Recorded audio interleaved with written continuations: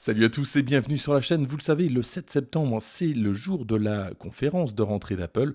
Et ce jour-là, Apple devrait présenter la nouvelle Apple Watch, sans doute même une nouvelle Apple Watch Pro, un nouvel iPad et puis surtout les nouveaux iPhone 14. Et justement, à propos de l'iPhone 14, je vous en avais parlé lors de ma vidéo d'iOS 16 Beta 8. J'ai ici donc un iPhone 14 factice. Alors, je peux rien en faire évidemment, mais ça me donne une idée des dimensions de l'iPhone. Objectivement, ça ne change pas grand-chose avec la génération précédente, l'iPhone 13. On commence tout de suite par les couleurs et on a deux nouveaux coloris. Alors, un bleu un petit peu différent de ce qu'on connaissait auparavant et puis surtout le violet qui fait son apparition. Franchement, je pense que c'est celui-ci pour lequel je vais opter. À propos des dimensions, maintenant, on aurait deux dimensions uniquement, un 6,1 pouces, un 6,7. Alors le 6,1 serait pour l'iPhone 14 et l'iPhone 14 Pro, et le 6,7, un iPhone 14 Max et un iPhone 14 Pro Max. Donc vous l'avez compris, plus d'iPhone mini et tant mieux, puisque apparemment ça n'avait pas trouvé vraiment son public.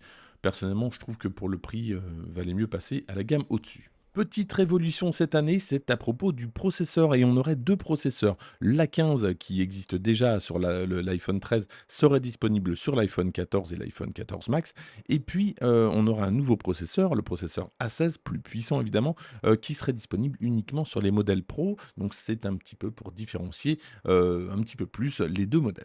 Autre élément de différenciation, c'est l'encoche. Alors l'encoche serait conservée en fait avec l'iPhone 14 et l'iPhone 14 Max. Par contre, elle disparaîtra au profit d'une petite pilule et d'un trou, le Pilenol. Donc on conserverait donc tout ce qui est caméra et trou def, mais sous une forme un petit peu différente, un petit peu plus light. Bon, moi j'aime beaucoup. N'hésitez pas à me dire ce que vous en pensez. Et je pense que c'est bien vu de la part d'Apple d'avoir fait ça, notamment pour les personnes qui ont envie d'être vues avec le dernier iPhone. Là, on saura tout de suite d'un coup d'œil que vous êtes le propriétaire d'un iPhone 14 Pro. Autre nouveauté qui concernerait aussi bien les iPhone 14 que les iPhone 14 Pro, ça concerne la connexion satellitaire. Alors c'est vrai qu'on en avait déjà parlé lors des rumeurs pour l'iPhone 13, mais là ça semble se confirmer, notamment avec cette présentation là justement de l'événement du 7 septembre. On a l'impression d'être dans l'espace, far out.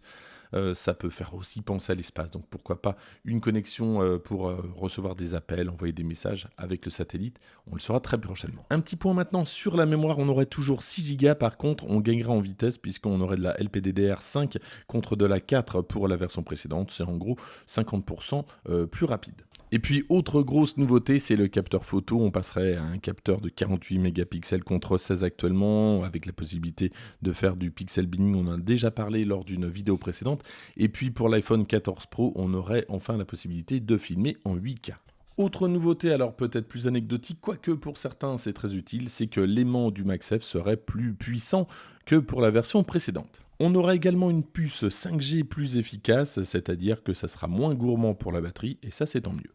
Et puis la grosse nouveauté, alors celle-ci, pas mal de personnes l'attendent, c'est la possibilité d'avoir toujours l'écran allumé. Ça semble se vérifier de jour en jour. On aura donc la possibilité d'avoir en permanence l'heure, alors un petit peu à la façon d'Apple Watch, hein, ça ne sera pas la même luminosité.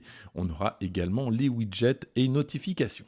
À propos des dimensions, alors je vous en ai parlé un petit peu tout à l'heure, ça ne change pas grand-chose, puisqu'on m'avait posé la question, est-ce qu'on peut mettre une coque d'iPhone 13 Pro sur ce modèle factice? Alors oui, ça fonctionne légèrement, en tout cas, il y a quand même une petite différence, puisque c'est légèrement plus haut, légèrement plus épais, légèrement plus large, donc on prend un petit peu d'embonpoint dans tous les sens. C'est vrai que ça devient un petit peu courant d'année en année, on est loin de l'époque où Apple présentait ses téléphones de plus en plus léger, de plus en plus fin. On est revenu à des choses quand même plus raisonnables au niveau, justement, pour accueillir des capteurs comme ça. On ne pouvait pas le faire avec l'iPhone 6 par exemple. Et puis avant de passer au prix, un petit point quand même sur la connectique, puisque c'est quelque chose qui revient depuis un moment. On en parle depuis longtemps, de l'arrivée du port USB-C, ça fait des années qu'on attend ça. En tout cas, bon, ça va devenir obligatoire en Europe prochainement, donc c'est sûr qu'on va y passer, à moins que Apple abandonne complètement la connectique. Mais sur ce téléphone factice, bon, il n'y a pas d'information évidemment, donc j'ai pas de port, mais il semblerait que cette année encore, l'iPhone 14 embarque du Lightning, donc soit l'année prochaine Apple passe à l'USB-C ou carrément plus de port, ça on verra ça plus tard. Et puis pour terminer, le prix, alors il semblerait en tout cas qu'en dollars, les prix ne changent pas, on soit au même prix que pour l'iPhone 13, et le souci, alors pour l'iPhone 14 Pro, alors c'est il y aura sans doute une augmentation de prix. C'est pas sûr que ça reste à 999 $. Et surtout, en Europe, hein, le dollar s'étant apprécié par rapport à l'euro. Donc, on risque d'avoir quand même une hausse de prix. Même si les prix ne changent pas en dollars, on risque de le payer plus cher. Donc, je pense que les 1159 € pour l'iPhone Pro, c'est sans doute à oublier. Il est possible qu'on passe carrément à 1259 €. C'est possible qu'on prenne une centaine d'euros. Voilà ce que je pouvais vous dire sur l'iPhone 14. On fera un point la semaine prochaine sur la réalité de l'offre. Et puis, j'espère très rapidement donc, la présentation de l'iPhone 14 Pro. En attendant, n'hésitez pas à liker cette vidéo, à la partager, à me dire ce que vous pensez de l'iPhone 14. Est-ce que vous allez l'acheter ou non? Et moi, je vous dis à très bientôt pour d'autres vidéos.